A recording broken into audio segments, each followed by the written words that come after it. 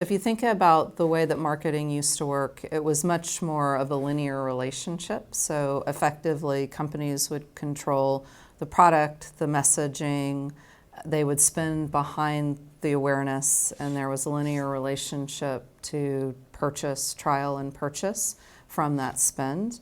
Today, it is much more of what I would describe as an ecosystem, and so there is numerous touch points in terms of how to reach and be reached by millennials, much more of an emphasis on the relevance of the product or the service offering, much more emphasis on the reputation of the company and brand. So that's related to the authenticity of the company and the brand, and much more expectation for relation.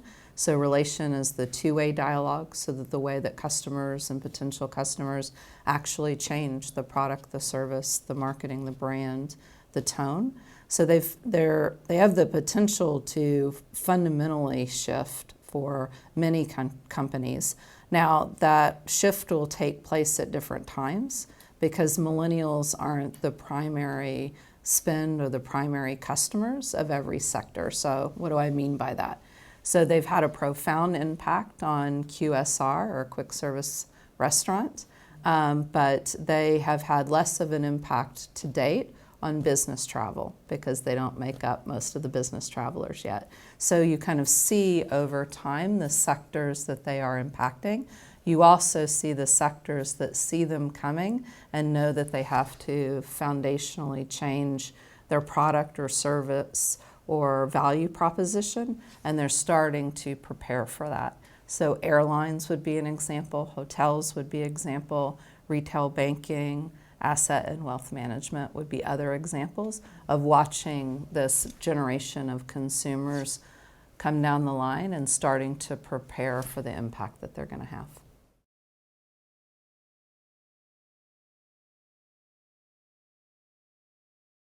What we believe is unifying or descriptive of millennials is true for the developed countries and the developed economies. Having looked at the data, it may be more amplified in the US and North America, but we see it, similar responses, similar trends, attitudes, behaviors in Western Europe, Australia, Japan, etc. I think it is not descriptive, however, of the developing economies or the developing countries. And my hypothesis on why is because you've got two things happening. One, you effectively have the creation of a consumptive middle class.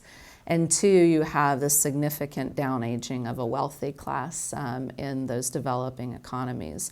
And so if I give you a tangible example, post the recession in 2008 in the US and 2009 in Europe, you saw a 7 or so year run where the attitudes towards consumption were very muted. And in fact, we were calling it the new status currency, because things like the importance of status or the importance of success or beauty or being ostentatious or being consumptive were subordinate to other values around wellness or around stability or around familiarity, around local or locality.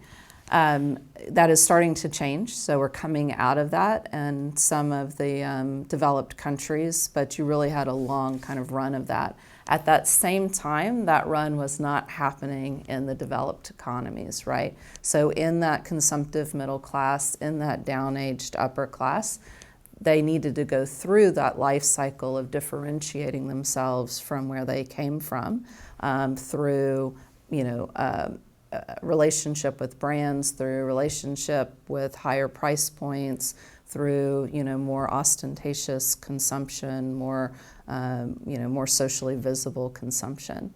So and some very descriptive of the developed economies and countries, but not holding or describing, if you will, the developing.